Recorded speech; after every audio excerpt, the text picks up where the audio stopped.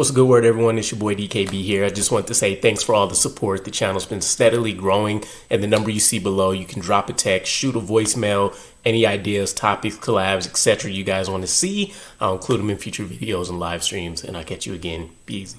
What's the good word, Jets fans? It's your boy DKB here, and with us being a few weeks out from training camp, we're starting to see a lot of the pre-training camp predictions come out. Your top 10 list by positions. You're seeing your Pro Bowl All-Pro accolade predictions. You're seeing your position group rankings in and of itself, right? And for example, on topic with what I want to touch on today, PFF ranked the New York Jets offensive line as the 9th best ahead of training camp, with the caveat that we could soar much higher, assuming that our tackles are able to perform as expected, with Armand Mimbu being a rookie and Olu Fashanu looking to take a year to development leap. And so the conversation today is around Olu Fashanu because Connor Rogers was on the Badlands Podcast, and they were, of course, going through just typical offseason chatter. But when the question came up around who he could see becoming the next All-Pro around the New York Jets, Olu Fashanu's name came to the forefront, right? And so to step back from his comments, which we'll discuss here in a moment real quick, and just looking at Olu Fashanu, even though there were guys around his selection that ended up performing really well, I think for the Jets specifically, he was definitely the right pick. The perfect combination of a high floor with a even higher ceiling based on his athletic profile and what he can do. We can't forget he was on Dane Brugler's freaks list at one point as well prior to us picking him up. And he came almost NFL built already, right? And so now that he's getting acclimated for a second year with a strength and training program and getting the NFL caliber diet and all that kind of stuff behind him, you can see him being able to go out there and take huge strides. And also just the plus that he gets to focus primarily on left tackle. I feel like one of the things that went understated last year is that he kind of fell into the Elijah Vera Tucker role where he had to play a little right guard, he had to play a little left guard, then ultimately got a chance to settle in at left tackle before playing right tackle and then being able to switch back, right? So a lot of movement for him, a lot of different stuff that had to go on, still some solid enough things that were on tape, but it was a lot to ask, right? I think a lot, which by the way also makes what AVT has been able to accomplish much more impressive as always. But still, it was a lot to ask, not only from a rookie, but from a guy that theoretically should have just been able to act as an understudy to Morgan Moses and to Tyron Smith last year. So when I look at him getting tagged as a potential All-Pro candidate and Connor Rogers' argument specifically, it definitely makes a ton of sense. So the comments go as such. Honestly, going through all of these rosters, I'll tell you who has a shot to make first or second team All-Pro. It's Olu Fashanu. Go through all the tackles in the AFC, and he has every bit of a chance to be a first or second team All-Pro. And by the way, I think this is an awesome exercise at any point to go through. Over the course of the offseason is something that I might actually start picking up as well in terms of comparing our guys to not the NFL at large, but just within the AFC, kind of where we match up. Because obviously it's not at the forefront of my mind, but I don't necessarily consider it as part of me breaking down our roster and stuff as well, right? So I do like this standpoint. He goes on to say Laramie Tunsil is in the NFC now. Trent Williams is in the NFC. I'm telling you, it's crazy. Go through every single team. I think Rashawn Slater from the Chargers is his biggest blockade on the Chargers. Olu Fashanu can be an All-Pro this year. When you just stare at every team in the AFC, there is nothing that should scare you from having him having a shot at this. It's his second year, so I want to be careful. I don't expect it. But year 3, if you were asking me a year from now who has the best chance on this team to be an All-Pro outside of Sauce Gardner, because he has done it twice, I think is Olu. And he's spot on the money here, right? Rashawn Slater probably gets tagged as the best tackle on the AFC side of things.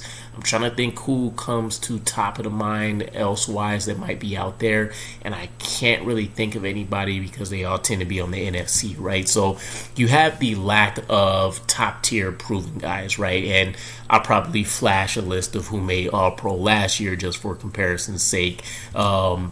But it makes a ton of sense, right? So you have a new scheme which should match him perfectly from an athletic profile and him being able to go out there and do some things in the run game, which wasn't a strength, but also allows us to see what he's been able to develop within his game from that standpoint.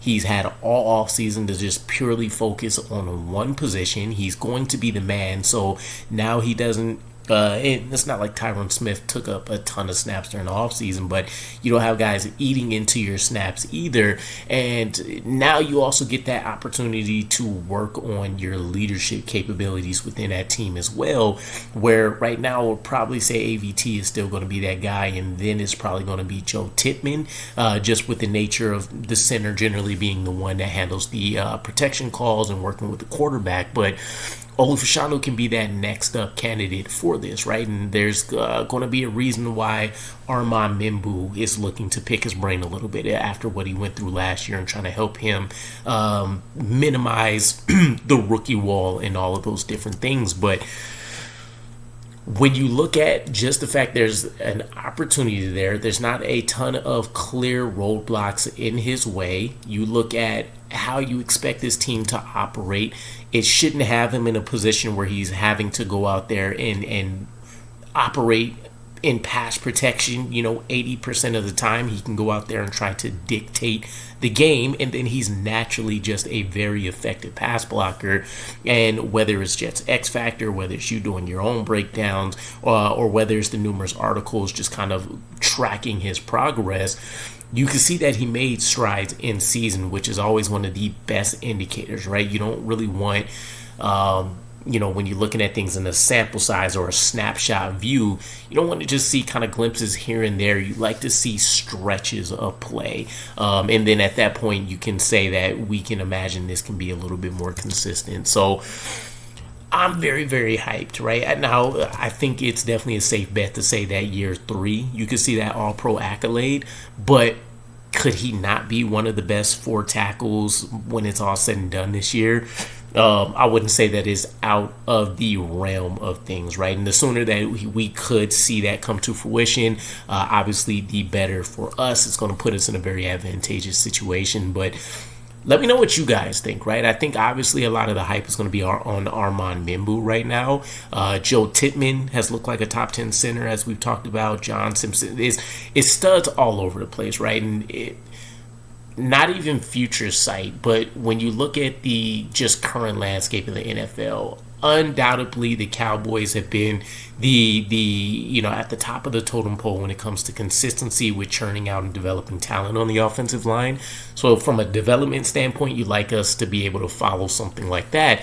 But you also look at teams like the Cowboys and you look at teams like the Eagles who've been able to stack talent behind the starters. And so when guys are getting traded, when contract talks aren't working out, you have this pipeline that's behind them.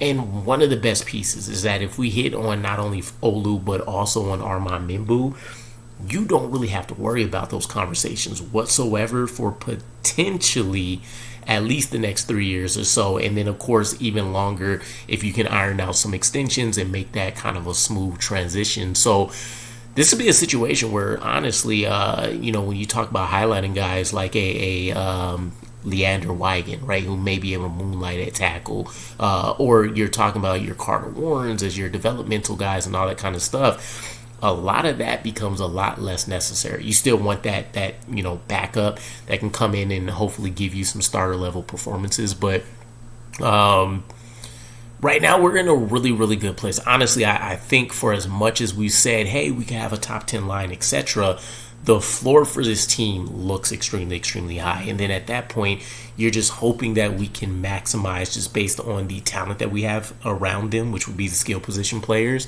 and make sure that the offensive line isn't just put in a deficit from start to finish of a game. But Let me know what you guys think. Olu Fashanu, if you had to tab someone else, if you don't trust Olu to necessarily be that guy, who would it be? I would imagine John Simpson, personally, could probably crack that list based on what he's been able to show so far. But let me know what you guys think. I'll catch you guys again.